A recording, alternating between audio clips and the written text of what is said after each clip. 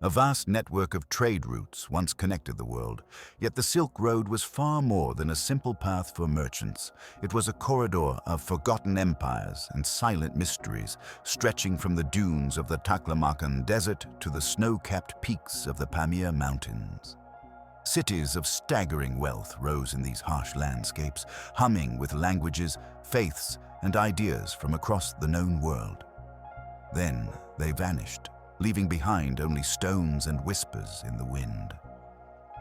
Today, we embark on a journey to 30 of the most enigmatic, unexplained ruins along this ancient network. These are places where the official record of history ends and profound speculation begins. By the end, you will possess a map to the greatest unsolved puzzles of the ancient world, understanding not just what was lost, but why its disappearance still haunts us. How did entire capitals simply empty out? What secrets are locked within walls adorned with unknown gods? We will walk through the echoing ruins of a kingdom swallowed by sand and stand in the shadow of a fortress built for a war no one remembers. What do you believe is the most fragile part of a civilization? The element that, once lost, causes a whole society to crumble into dust. Our journey begins in the heart of one of Earth's most unforgiving places, the Taklamakan Desert. Here, the wind sculpts dunes into towering waves of sand, and silence is a physical presence. Yet beneath this sea of gold lies the ghost of a kingdom. This was Loulan. For centuries, it was not just a stop on the Silk Road. It was a vital lifeline, a bustling oasis where caravans could find water, rest, and trade before braving the desert's deadly expanse. Its people built homes, temples, and a society that thrived. Then, around the year 630, it simply ceased to be. The water vanished, the streets emptied, and the desert began its slow, patient work of burial. When explorers rediscovered it centuries later, they found a city frozen in time. Among the most startling finds was a mummy known as the Loulan Beauty. Her features, preserved by the arid climate, are strikingly clear, with long eyelashes and hair adorned with a simple felt hat. She's a silent witness to a vibrant culture, yet she offers no answer to the central question. What happened? Did the rivers that fed Loulan's lifeblood simply change course or dry up, a victim of a changing climate? Or was it conflict, a war that shattered the peace and scattered its people? The truth is likely a combination, a slow environmental squeeze followed by a final, decisive blow. The kingdom did not fall in a day, but its end was absolute. Not far from Loulan, another city suffered a similar, eerie fate. The ruins of Nia tell a slightly different, yet equally haunting story. Here, the desert preserved not just bodies, but the very fabric of daily life. Archaeologists uncovered stunning wooden architecture, homes with intricately carved pillars that once held up roofs against the sky. They found ancient documents written in Kharosthi script on wooden tablets and leather, detailing legal disputes, business transactions, and personal letters. You can almost hear the scribe's stylus scratching against the wood, the merchant haggling in the market, the family gathering in a courtyard. Then, the writing stops. The most compelling theory points once again to water. The Keria River, which sustained Nia, may have shifted its course or dwindled away. Without it, the city's agricultural heart failed. The people likely left in an organized exodus, taking what they could carry, leaving their homes to be swallowed by the advancing dunes. So we have two cities, similar environments, similar fates. Does their story warn us about the fragile balance between human civilization and the natural world? When the single resource you depend upon disappears, can any amount of wealth or knowledge save you? The silence of these abandoned oases gives way to a different kind of mystery, one carved not from sand, but from the earth itself. Rising from the flat expanse of the Turpan Depression is a sight that defies expectation, a city not built, but sculpted. This is Jiaohe, the ancient fortress city hewn directly from the top of a massive boat-shaped Loess plateau. Its very existence is a statement of both ingenuity and defense. For over 1,000 years, beginning around the 2nd century, its inhabitants did not construct walls. They carved down, creating a labyrinth of homes, temples, and administrative buildings from the solid earth. Steep cliffs, over 80 feet high on all sides, formed its natural fortifications, with only 2 narrow gates providing access. Imagine the strategic advantage, a city that was its own citadel, nearly impregnable to nomadic raiders who plagued the trade routes below. It thrived as a military and cultural center, a secure vault for Silk Road wealth. Yet, by the 14th century, it too was empty. The puzzle of Jiaohe's decline is less about sudden catastrophe and more about a slow, grinding change.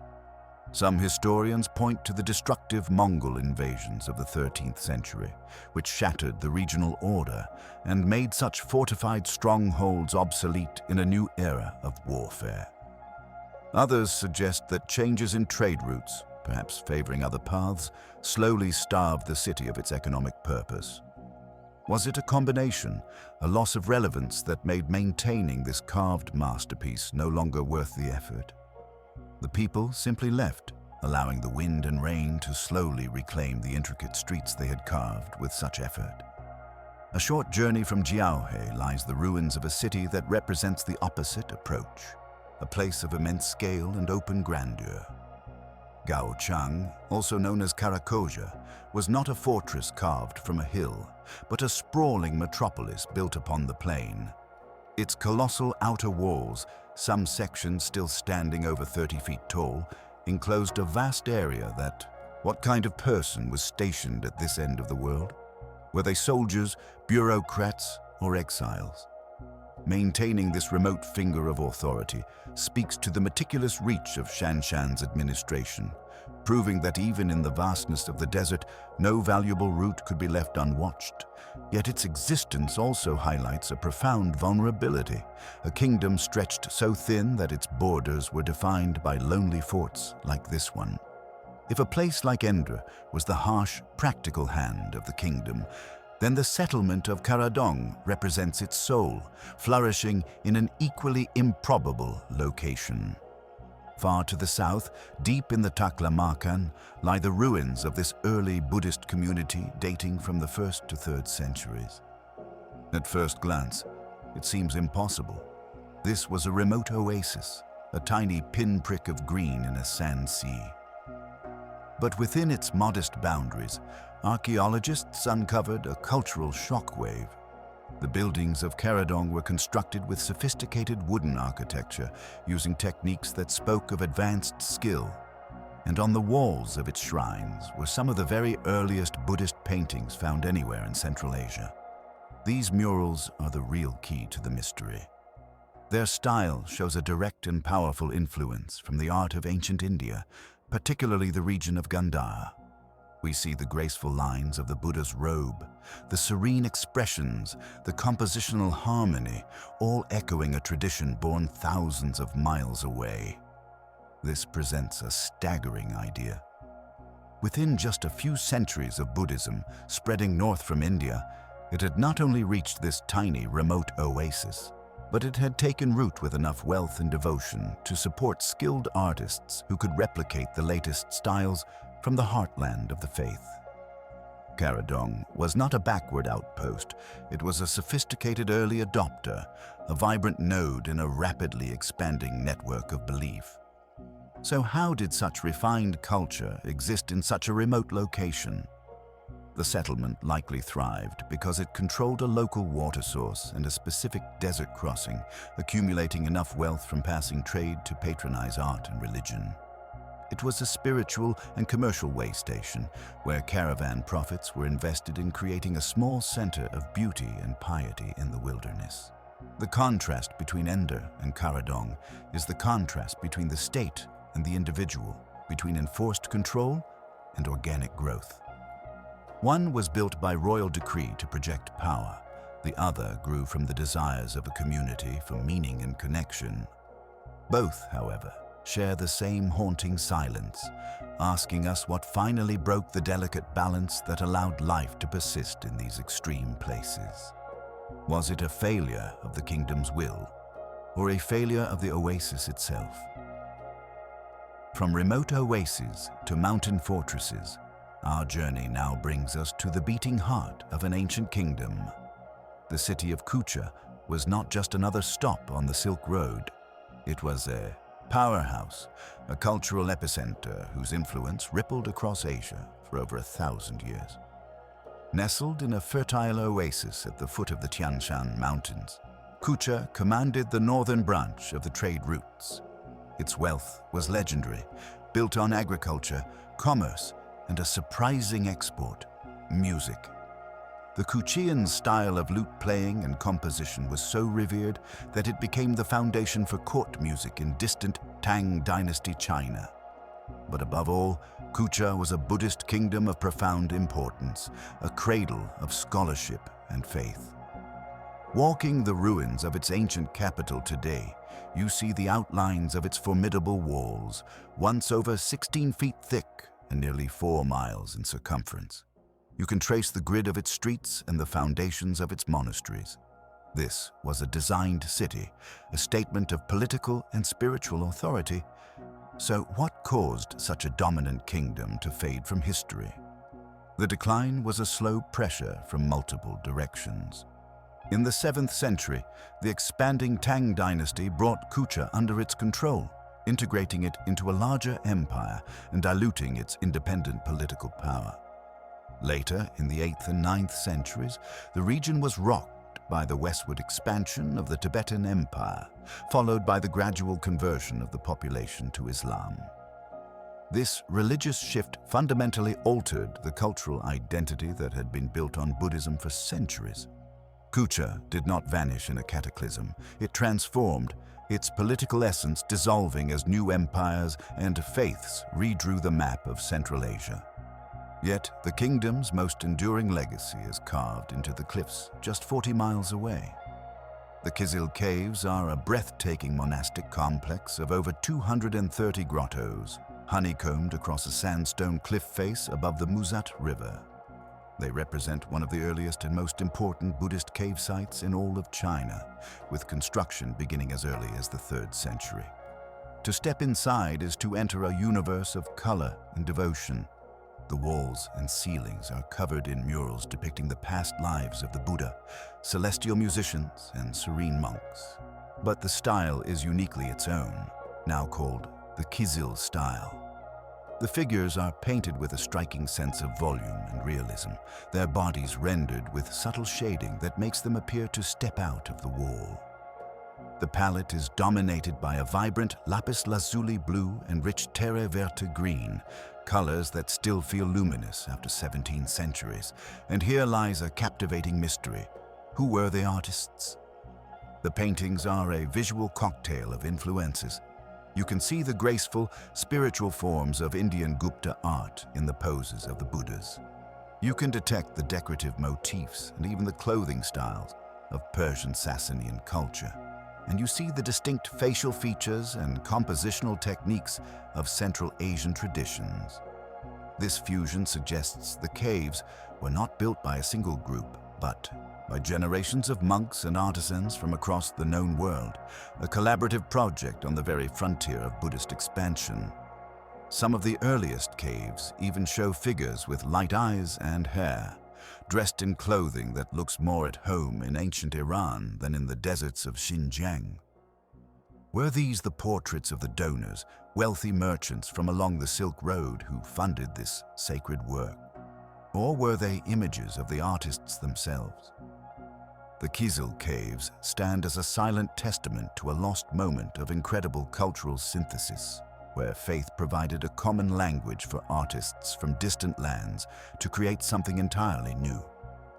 What does it mean that a kingdom's political power could fade while the art it inspired in a cliffside monastery continues to whisper its story to the wind? The artistic synthesis of Kizil speaks of a world in constant, vibrant conversation, but that conversation required cities of immense power to host it. To find one of the grandest stages for that exchange, we must travel west into the sun-baked plains of modern Turkmenistan. Here, the ruins of Old Merv rise from the Karakum Desert, not as a single city, but as a palimpsest of empires. For over 2,000 years, this oasis was a crown jewel of the Silk Road, a metropolis so wealthy and cultured it was known as the Queen of the World. Its remains are a sprawling archaeological park, a series of walled cities built beside and atop one another. You can walk from the eroded ramparts of the ancient Achaemenid era, Erk Kala, into the vast Seljuk era Sultan Kala, and see the footprint of a medieval intellectual powerhouse. This was a city of libraries, astronomers, and poets, a place where the flow of goods funded an explosion of the mind. At its heart stands one of the most enigmatic and beautiful structures of the medieval Islamic world, the mausoleum of Sultan Sanjar. From a distance, it seems to glow, a massive cube of brick surmounted by a majestic, turquoise-tiled dome. It was built in the 12th century for the last great ruler of the Seljuk Empire in the region. The mystery is not in its purpose, but in its survival. For centuries, this towering monument stood completely alone on the empty plain, a solitary beacon. How did it escape the total destruction that befell the city around it when the Mongol armies of Genghis Khan's son, Tolui, sacked Merv in 1221 with legendary brutality?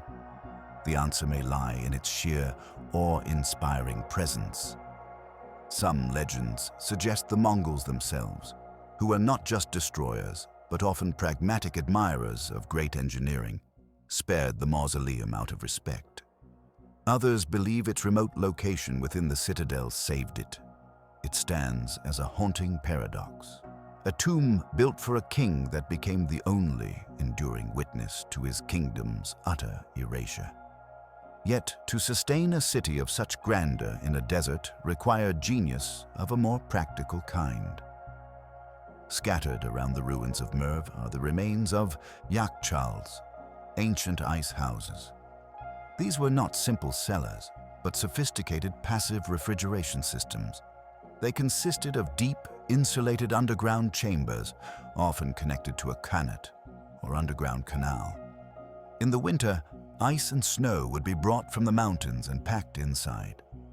The thick earthen walls and wind-catching designs kept the interior frigid throughout the blistering summer months, preserving food and providing ice for the elite. This was engineering born of necessity, a quiet, brilliant technology that made desert luxury possible. The mystery is in the precise knowledge of thermodynamics and insulation possessed by these ancient builders, knowledge that allowed them to defy their environment itself. Before Merv ever reached its zenith, however, this region nurtured even older secrets. Not far away lies the lesser-known but profoundly important site of Undeciphered. This is not a medieval city, but a fortified settlement mound or tell that whispers of a much deeper past. Its layers of occupation date back to the Chalcolithic and Bronze Age, over 4,000 years ago, long before the formal Silk Road existed. This makes Undeciphered a precursor, a vital node in the earliest web of exchange that would eventually become that famous network. The settlement was a fortress of mud brick, controlling the fertile foothills between the desert and the Kopet Dag Mountains. Its people were engaged in agriculture and, crucially, in early metallurgy and crafts. But the central mystery of Undeciphered revolves around its earliest inhabitants. Archaeological finds here, including distinctive pottery and architecture, have been linked to the broader cultural sphere of ancient Bactria and Margiana. Who were these people? Some scholars see them as part of a very early, sophisticated proto-urban culture that acted as a bridge between the civilizations of the Iranian plateau and those of Central Asia. They were the foundational layer, the ones who first established the roots and relationships that later empires would pave with stone and legend. The story of this region, then, is one of deep roots and astonishing heights. From the anonymous early traders of Undeciphered to the imperial architects of Sultan Sanjar's mausoleum, we see a continuum of human ambition. It forces us to wonder, does a civilization's greatest monument celebrate its life or merely mark the moment of its magnificent, frozen death? From the silent witness of Sultan Sanjar's tomb, we travel to a city where history never stopped breathing. Bukhara is a rare treasure on the Silk Road, a living city built upon layers of the dead. Its bustling modern streets sit atop 2,000 years of continuous life, a palimpsest where every corner holds a story. Yet, within this vibrant tapestry, certain ancient structures stand apart, their origins lost to the very dust they were built upon. The Ark Fortress is the city's ancient heart, a massive, walled citadel that rises like a city stronghold. The documents are his frantic appeals for help, messages sent to allies across the mountains, pleading for military support that would never come. They detail his dire situation, listing the few soldiers and supplies he had left. But beyond the immediate drama, these letters are a treasure map of the Sogdian trade network. They mention dealings with Tibet, with Turks, and with other Sogdian communities, revealing the vast, interconnected web these merchants operated. The profound mystery lies in the cache itself. Why were these letters hidden and not destroyed? Did Devashtik hope to retrieve them after a victory that never came? Or were they concealed by a survivor, someone who wanted the story of this final stand to be known? The Mug fortress was ultimately stormed by Arab forces. Devashtik was captured and later executed. His hidden letters lay silent for 12 centuries, a buried testament to the end of an era, waiting to tell us not just how the Sogdians traded, but how they fought, feared, and ultimately fled. The personal letters of Devashtik reveal a world of connections, but the art of his people reveals their soul. In southern Uzbekistan, the ruins of a small palace at Balalik Tepe hold some of the most intimate portraits of that soul. Dating to the 6th or 7th century, this was likely a regional lord's residence, a place of power and pleasure. Its walls were covered in magnificent murals, and the central theme was celebration. We see nobles gathered in lavish feasts, reclining on ornate carpets, holding delicate wine cups. Musicians play stringed instruments and attendants stand ready. The figures are dressed in rich, colorful robes, their hairstyles elaborate, their faces rendered with individual character. They are not generic icons. They seem to be portraits of real people enjoying the fruits of Silk Road wealth. But who were these people? This is where the mystery deepens. The style of the art and the timing of the palace point to the era of the Hephthalites, often called the White Huns, a powerful nomadic confederation that controlled much of Central Asia at the time. Yet the figures do not look like stereotypical nomadic warriors. They appear settled, sophisticated, deeply integrated into the Sogdian cultural sphere. Were they Hephthalite rulers who had adopted the luxurious customs of the settled people they now governed? Or were they local Sogdian lords, painting themselves in the latest courtly fashion under Hephthalite overlordship? The frescoes offer no written labels, only silent, smiling faces. They force us to question our own categories, showing a moment where conqueror and conquered, nomadic and settled, blended into a single, opulent elite whose greatest joy was to be seen at the feast. Not all power was displayed in such relaxed luxury.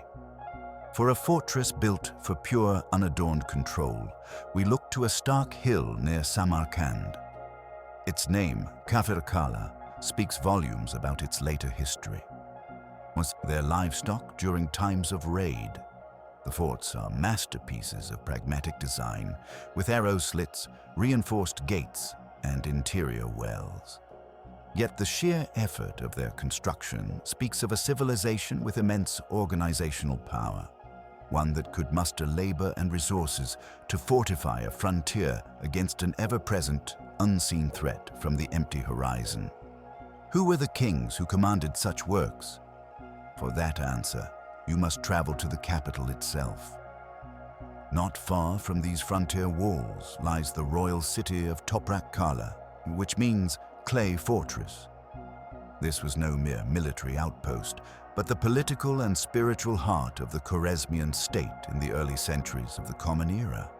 The site is dominated by a towering citadel, a three-story palace complex that once gleamed with white plaster and vivid murals.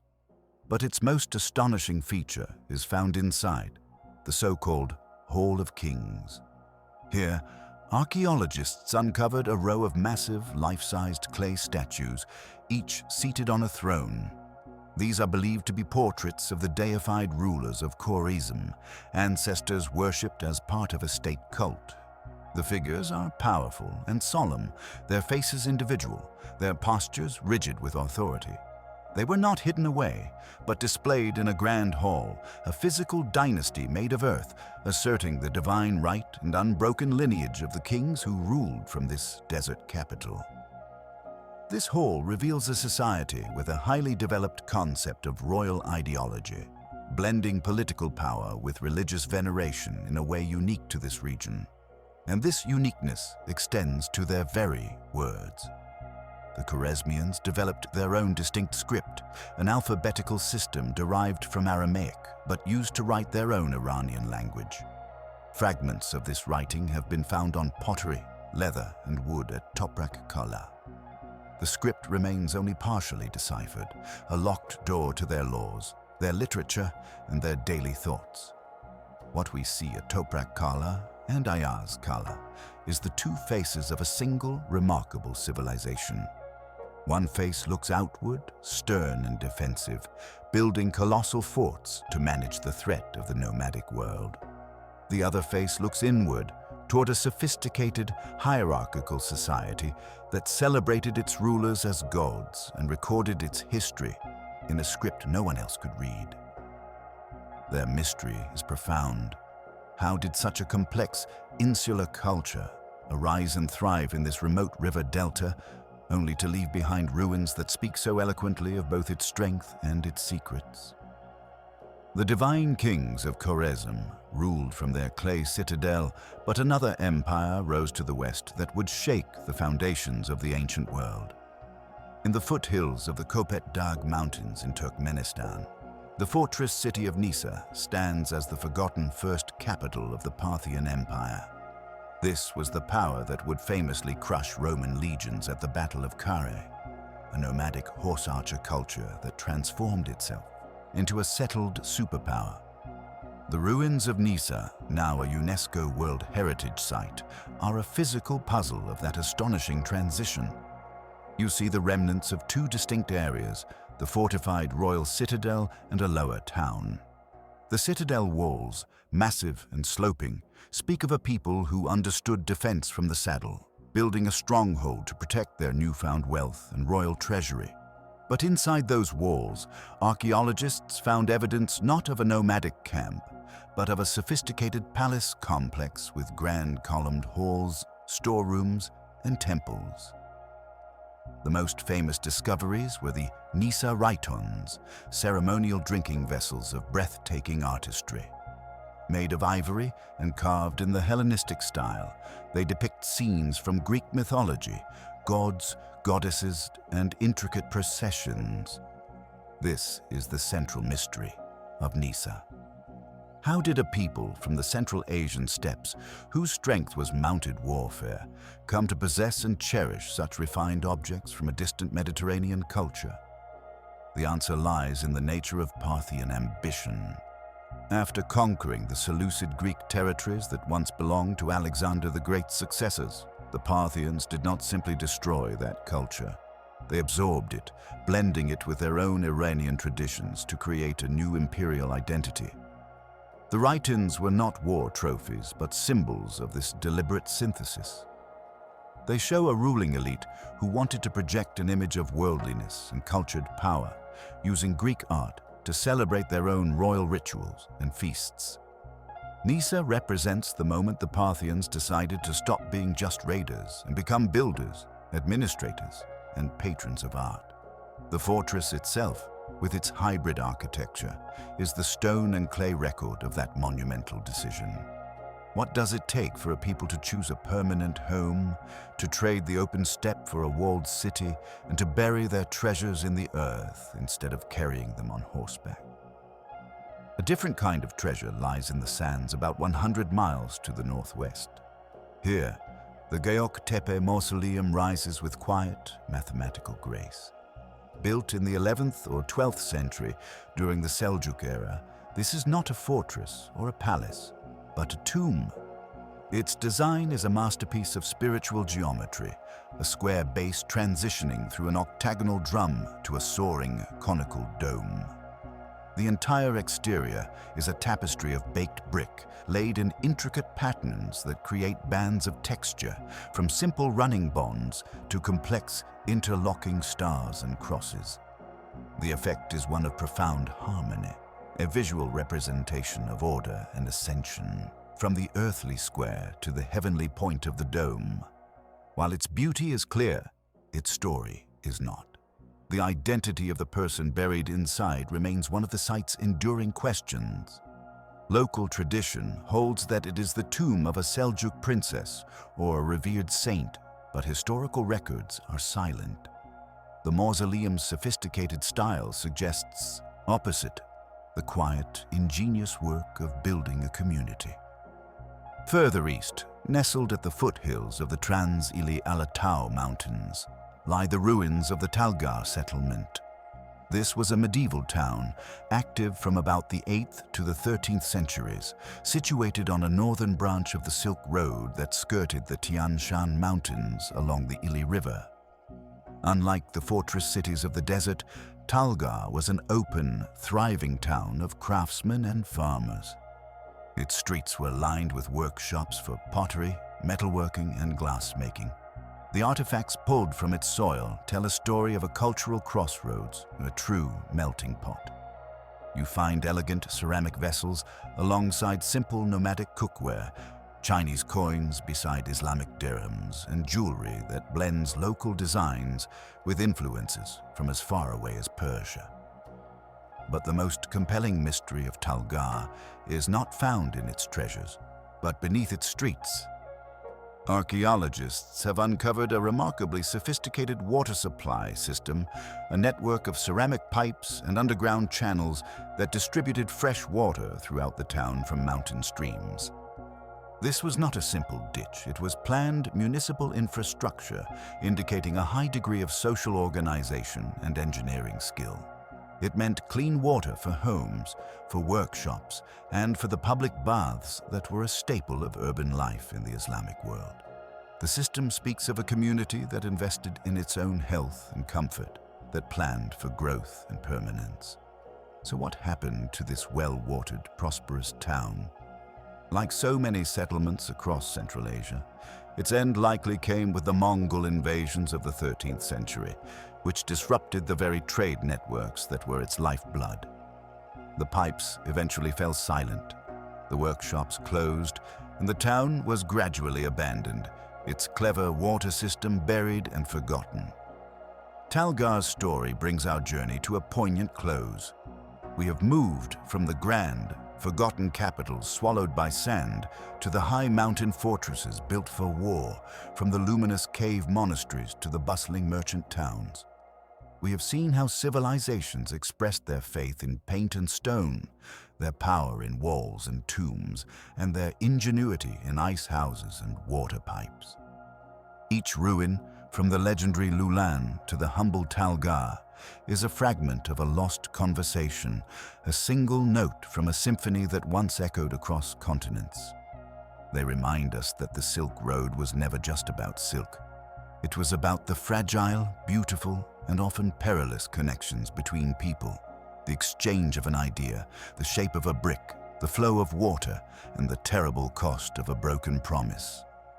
These 30 unexplained ruins are not just relics, they are questions. And their greatest mystery may be this: in our own interconnected world, what are we building and what will we leave behind for the wind to explain? The silent fate of Talgar's water pipes leads us to a final, overarching question. Why did so many of these places, from mighty capitals to humble towns, share the same eerie silence? Stepping back from the individual stories, powerful patterns emerge, revealing that these ruins are not random tragedies, but chapters in a shared epic of vulnerability. The most relentless force they faced was not an army, but the very ground beneath their feet. Climate change, in the form of desertification and shifting rivers, is a recurring villain in this story. Loulan, Nia, and Gaochang did not simply decide to leave, they were slowly strangled. The life-giving waters of the Tarim Basin rivers, fed by distant mountain glaciers, began to dwindle or change course. A prolonged drought, a single tectonic shift, or even human deforestation upstream could have turned a thriving oasis into a death trap within a generation. The sand did not attack, it simply advanced, patiently burying cities that had run out of water to hold it back. This environmental pressure created a fragile world, one easily shattered by the second great force of abandonment, political and military upheaval. The Mongol invasions of the 13th century were an earthquake. Otrar was obliterated in a firestorm of retribution. Merv was sacked with a brutality that left the Sultan's mausoleum standing alone.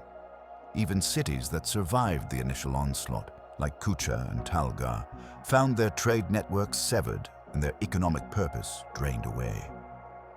Earlier conquests had similar effects. The Arab expansions of the 7th and 8th centuries brought not just new rulers, but a profound cultural and religious transformation. The great Buddhist centers of Subashi and the Sogdian palaces of Varaksha lost their patronage and their heart, leading to gradual neglect. Often, these factors were not isolated. A city weakened by decades of drought was far less able to withstand a siege. A kingdom impoverished by shifting trade routes could not maintain the armies needed to defend its frontiers. Consider the Sogdian merchant lord Devashtish, writing desperate letters from the Mug fortress. His world was collapsing from both directions: the military advance of the Arab armies and the inevitable collapse of the very trade networks that gave him the wealth and allies he was pleading for. His story exemplifies the third major theme: economic collapse. The Silk Road itself was not a permanent highway. It was a pulsating web of routes that shifted with politics, technology, and geography. When the maritime routes across the Indian Ocean became safer and more efficient in the later medieval period, the overland caravan traffic that was the lifeblood of cities like Samarkand and Bukhara slowly diminished. A fortress like Jiaohe, carved for defense against steppe raiders, became a costly relic when the caravans no longer passed beneath its cliffs. Finally, we must consider a silent, invisible killer that rarely leaves archaeological evidence, but travels perfectly along trade: roots, disease. The Silk Road was a conduit for germs as much as for goods. Major pandemics like the Justinian Plague or the later Black Death could have ravaged densely populated hubs, decimating populations and crippling social order. A city already stressed by water shortages or political instability might never recover from such a demographic catastrophe. The truth etched into these 30 sites is that civilizations are complex systems. Their end is rarely a single event, but a cascade. A changing climate stresses the food supply, which fuels political unrest, which invites invasion, which disrupts trade, leaving a society hollowed out and unable to maintain the brilliant infrastructure it once built. The sand, the sword, and the silent pathogen worked in concert. These ruins are not just monuments to what was lost, but permanent lessons in interdependence. They ask us, in our own globally connected age, what fragile threads hold our world together, and what might happen if just one of them begins to fray? the silent lessons of collapse lead us to a more fundamental wonder, the very stones these civilizations left behind. Across thousands of miles, from the deserts of Xinjiang to the plains of Turkmenistan, a shared architectural language emerges, one that speaks of a profound conversation in brick and mortar. Consider the simple, humble, sun-dried brick. It is nothing more than mud mixed with straw, formed in a mold and baked by the sun. Yet this most basic of materials became the building block of empires. From the massive walls of Gaochang to the soaring citadel at Toprak Kala, these bricks were a technological constant. Their widespread use is no coincidence. The knowledge of how to mix the clay for maximum durability, how to layer the bricks for stability, and how to construct vaults and domes from them was not invented independently in every oasis. This was knowledge that traveled, carried by migrant craftsmen, captured engineers, or simply observed and replicated by traders who saw a better way to build. The movement of these techniques tells us the Silk Road was as much a highway for practical innovation as it was for silk and spices. The design of sacred spaces reveals an even more deliberate exchange. Look at the Buddhist stupa. Its core form, a solid dome representing the mound of earth that covered the Buddha's relics, originated in ancient India. But watch how it transforms as it moves east. At the Rawak stupa near Khotan, it stands massive and solitary, a stark monument on the desert plain. At the Subashi temple complex, it is integrated into a sprawling monastic city. And in the cave temples of Kizil, the stupa form is sometimes carved directly into the heart of a mountain, becoming a central pillar for meditation. Each culture adapted the symbolic architecture to its own landscape and spiritual needs, but the core idea, the blueprint, had traveled 2,000 miles.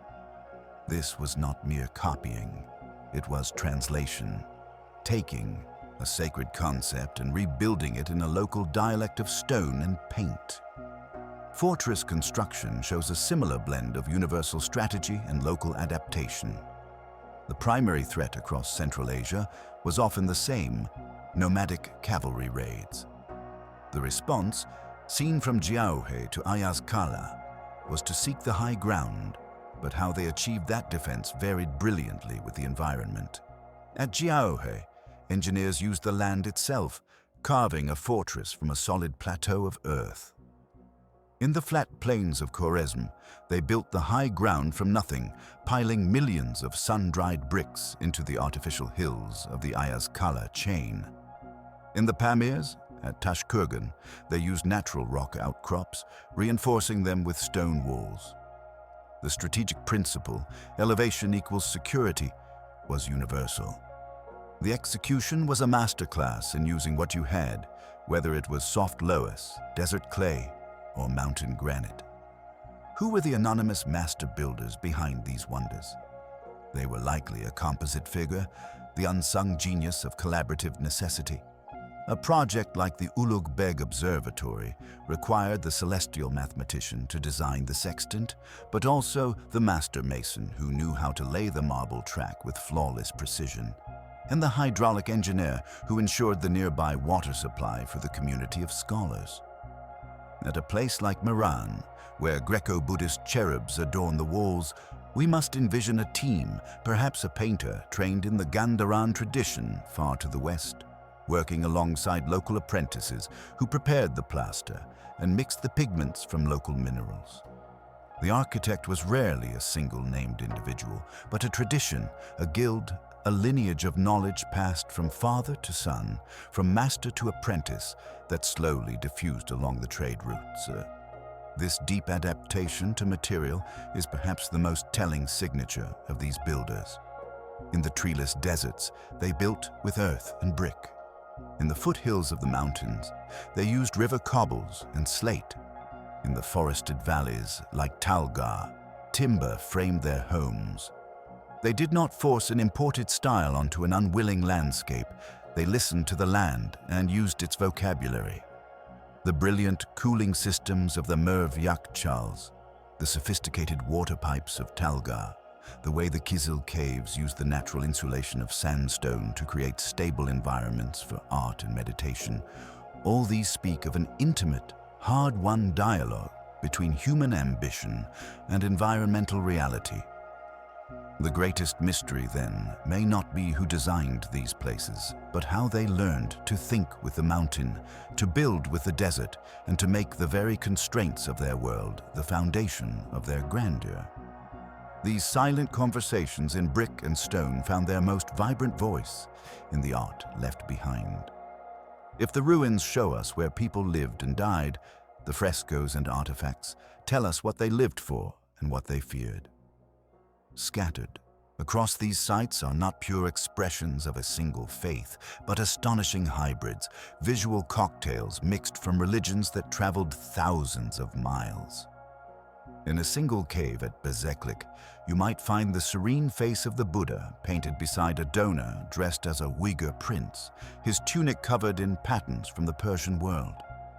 At Meran, winged angels from Greco-Roman myth guard a Buddhist shrine in the Taklamakan Desert.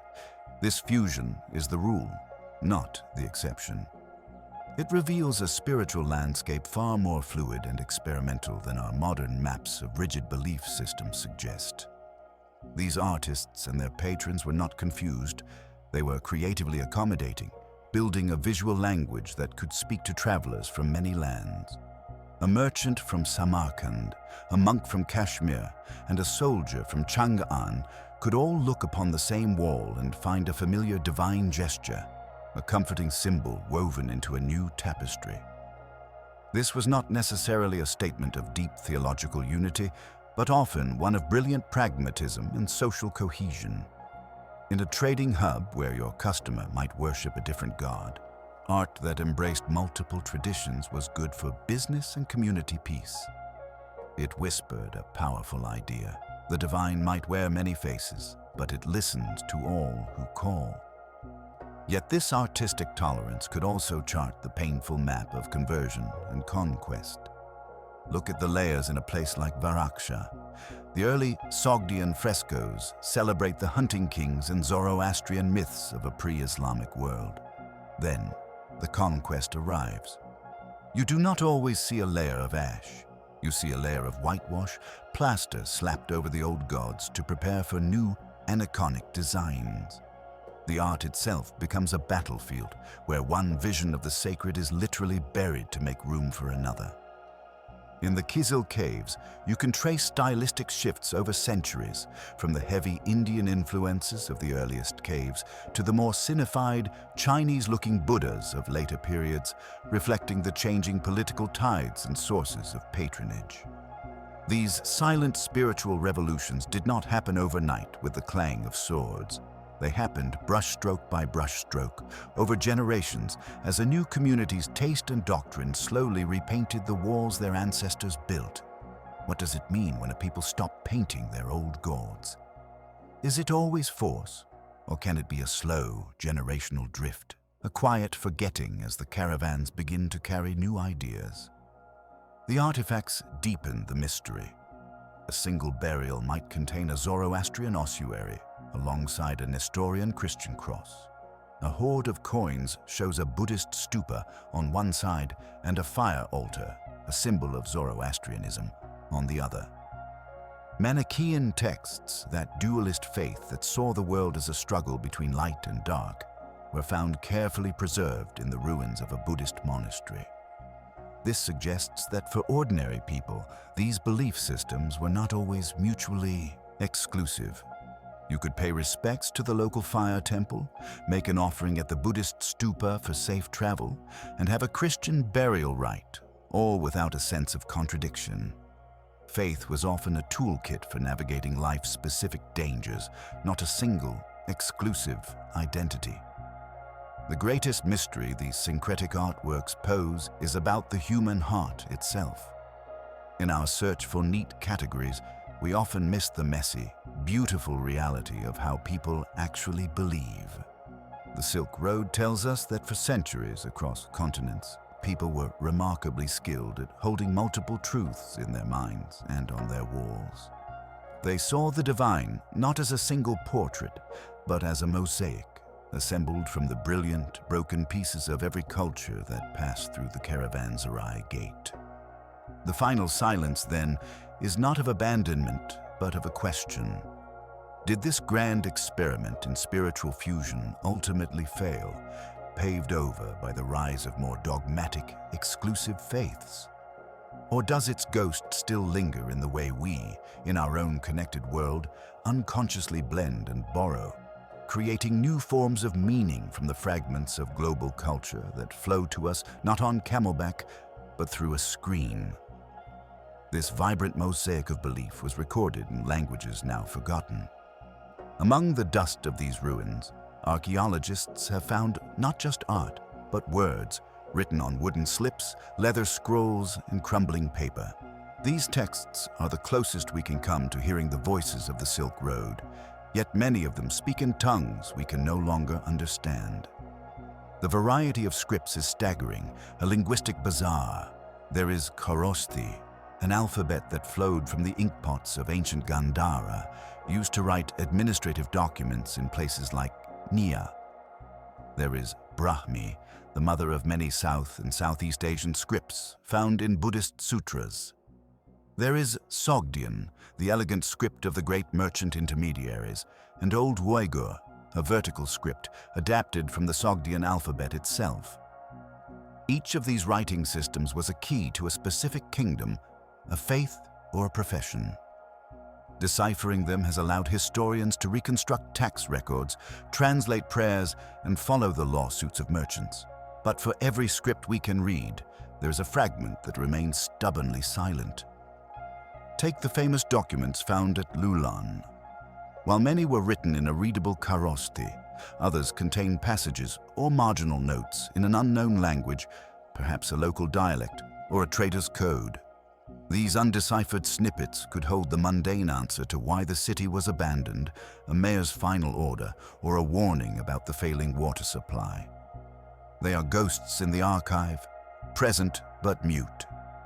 The same mystery haunts the site of Miran. Alongside its Greco-Buddhist murals were found brief inscriptions, captions, or dedicatory phrases. Some are in a corrupted form of Gandhari Prakrit, but others are in a script that has defied all attempts at tale passed down for generations that tries to explain the inexplicable. In the deserts around Loulan, there are old warnings of a sleeping city cursed by a forgotten king. Some say the spirits of those who died of thirst still wander the dunes, leading the unprepared astray to share their fate. This legend likely grew from a very real, terrifying experience, the genuine peril of the desert transforming a historical tragedy into a supernatural, cautionary tale. Tales of buried treasure are even more common. At sites like Dandan Oilik or the forts of the Ayaz Kala chain, folklore speaks of vast hoards of gold hidden by fleeing kings or merchants, protected by jinn or ancient spells. These stories often have a kernel of truth, not in literal chests of gold, but in the very real wealth these places once held. For centuries, local people finding scattered coins or beads among the ruins would naturally imagine a greater, hidden fortune, giving rise to a legend that, in turn, attracted the real treasure hunters who caused so much damage. Then there are the anomalies that puzzle even the most sober archaeologists. At the mountain fortress of Tashkurgan, some structures align not with practical defensive needs, but with specific celestial events like the solstice sunrise. Was this deliberate, a way to mark sacred time in a place of war, or is it a coincidence of the landscape? At the abandoned city of Nia, excavators found perfectly preserved wooden tablets, official documents, placed carefully in baskets as if filed away for later retrieval. But that retrieval never came. The orderly nature of their storage amidst sudden abandonment creates an eerie dissonance, a snapshot of routine interrupted by a crisis no one saw coming. Perhaps the most enduring mysteries involve sheer scale. The effort to build the colossal Ayaz Kala forts in such a sparse landscape seems, on the surface, disproportionate to the threat. This has led to more speculative ideas, that they were not just for defense against human raiders, but perhaps against something else, a memory of a far older, more formidable enemy preserved in myth. Or consider the Rawak Stupa, standing utterly alone. Its monumental size, meant to be seen for miles, feels like a statement made to the empty desert itself. Who was the audience? Separating fact from fiction here is delicate work. The cursed city legends almost certainly explain environmental disaster in supernatural terms. The treasured tales reflect the material reality of the Silk Road's wealth. The architectural anomalies, however, invite genuine questions about lost knowledge. Could the builders of Tashkurgan have possessed astronomical understanding not recorded in any surviving text? Might the precise orientation of a forgotten temple at Meran encode a star map now indecipherable? These possibilities live in the gray area between evidence and imagination. They remind us that our modern scientific lens is just one way of seeing. The people, drought might collapse under a 10-year one. This environmental stress became the backdrop against which all other crises played out. It made kingdoms poor and more fractious, less able to maintain the complex irrigation systems their survival depended upon. It made populations more vulnerable to disease. When the political shock of invasion or the economic shock of a trade route shifting did arrive, these societies were already on the brink, their resilience exhausted by a century of quiet drought. The ruins of the Silk Road, therefore, are more than historical curiosities. They are case studies in civilizational fragility. They demonstrate with stark clarity that even the most sophisticated networks of trade, the most brilliant art, and the strongest fortifications are ultimately hostage to the environment that supports them. These cities were hubs of globalization, yet they were undone by a change in the wind patterns over distant oceans, a shift in global climate they could neither predict nor control. Their story is a warning from the past, written not in prophecy, but in pollen and ice. It asks us a direct and uncomfortable question. In our own interconnected world, built on systems far more complex than the camel caravan, what slow, invisible pressures are we failing to measure? And what happens when our own margins for error begin to vanish? The prosperity of these cities was a high-stakes gamble on geography. To understand why they rose, we must think like a merchant facing 1,000 miles of sand. The value of a bolt of silk or a pouch of pepper wasn't just in the material, it was in the staggering cost of its journey. A caravan was a slow, vulnerable beast. Camels, while perfectly adapted, could only travel about 20 miles a day. They required fodder and, most critically, water at precise intervals. This created a natural economic geography. The distance between viable water sources dictated where settlements had to exist. An oasis wasn't just a pleasant stop, it was a compulsory one, a choke point in the flow of wealth. The cities that controlled these choke points became toll booths, warehouses, and banks all in one. They provided security from bandits, fresh camels, repair services for wagons, and markets to trade some goods for others before the next leg. Their remoteness wasn't a disadvantage, it was the entire source of their power. They sold survival. The goods moving through these hubs transformed the world. Silk from China was the legendary currency, but it was just the headline. Spices like pepper, cinnamon, and cloves flowed west from India and Southeast Asia. Glassware, a marvel of Roman and later Sasanian technology, traveled east. Horses from the Fergana Valley were coveted by Chinese armies. Jade from Khotan, lapis lazuli from Afghanistan, and ivory from Africa changed hands in dusty markets.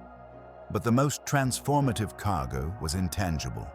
Ideas, religions, technologies, and artistic styles were the hidden freight that truly reshaped civilizations.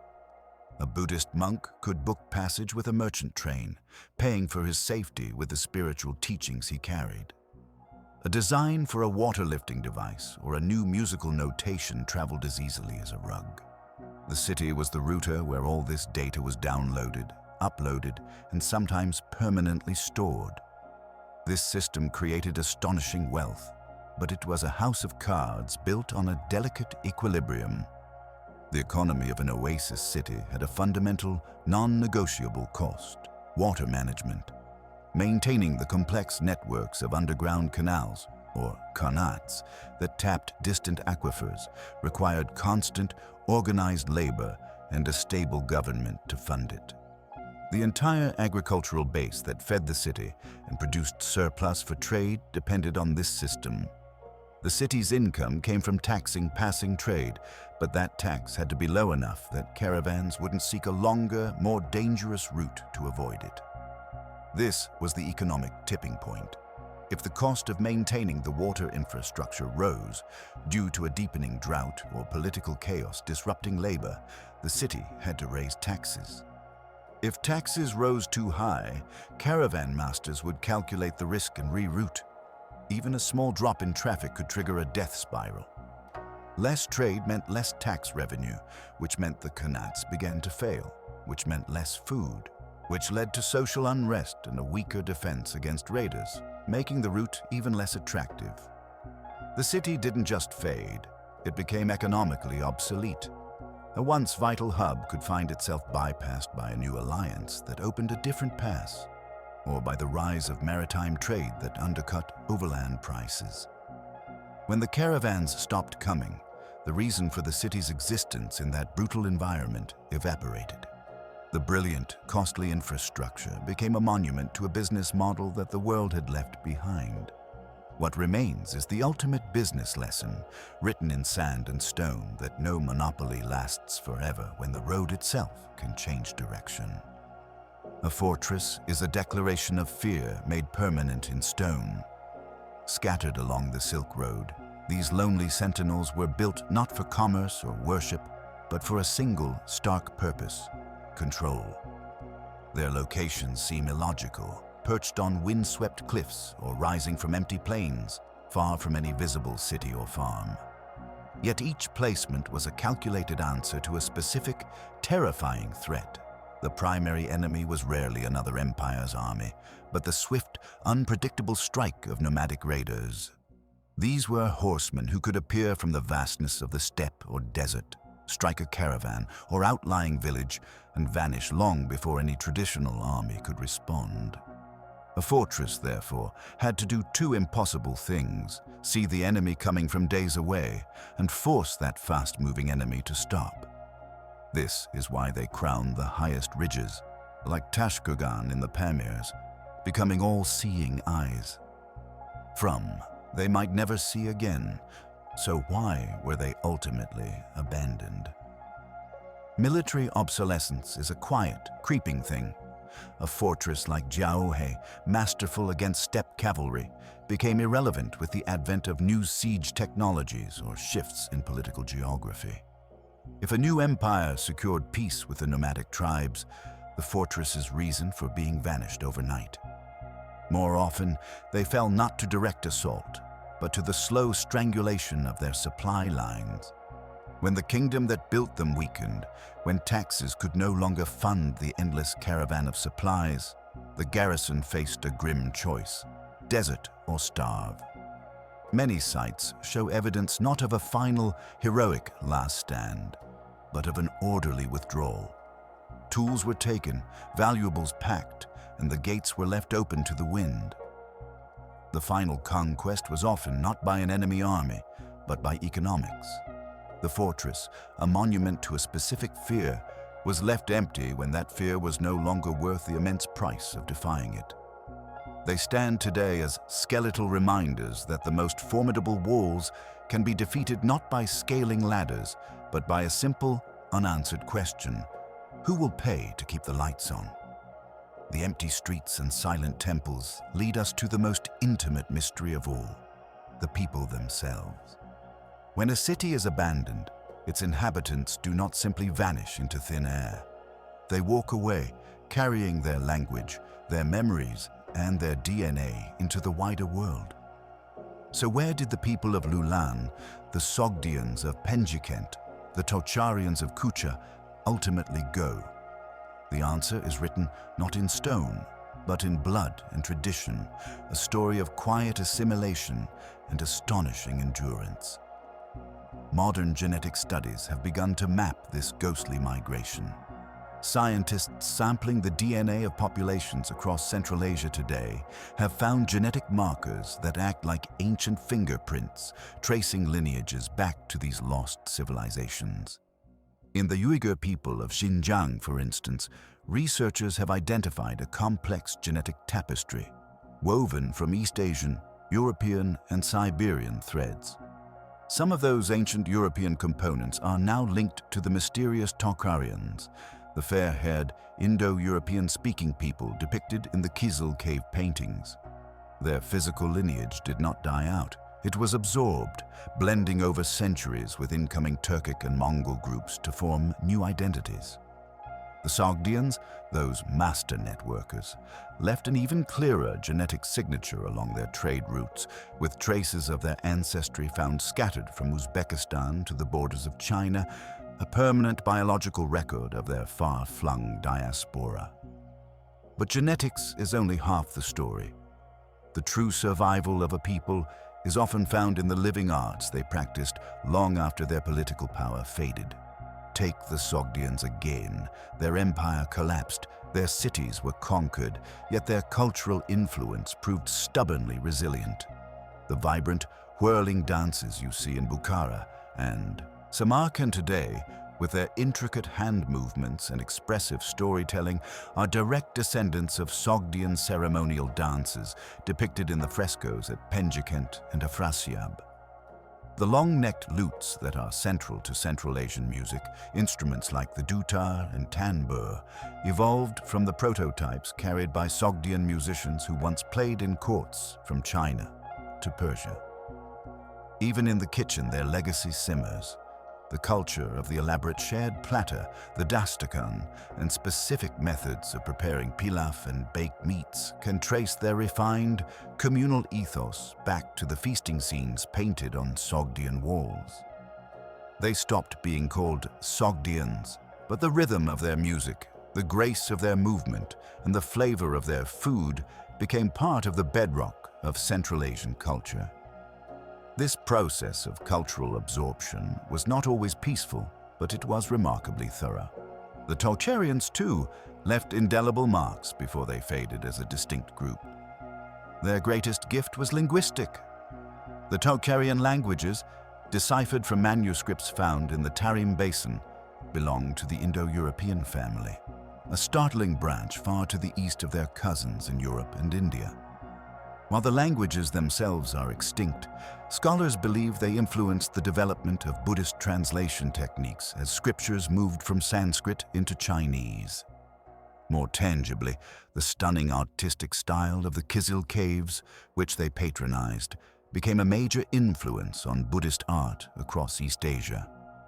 A Buddha statue in a temple in Korea or Japan may owe the subtle drape of its robe or the serene set of its mouth to artistic conventions perfected 1,000 years earlier in the workshops of Kucha. So what does this mean for our understanding of collapse? It reframes it entirely. A civilization is not a vase that shatters, leaving only broken pieces. It is more like a river that merges with a larger flow. The political entity called Sogdiana disappeared. The kingdom of Kucha fell, but the people, their genes, their songs, their recipes, and their artistic sensibilities flowed onward. They married into new communities, adopted new faiths and languages, and in doing so, seeded the cultures that followed with fragments of their own world. This is the most profound and hopeful mystery of the Silk Road ruins. The cities are empty, but the people never truly left. They are present in the face of a musician in Samarkand, in the step of a dancer in Khotan, in the very ingredients of a meal shared on a roadside in Kyrgyzstan. They whisper a powerful truth that the end of a kingdom is not the end of a people.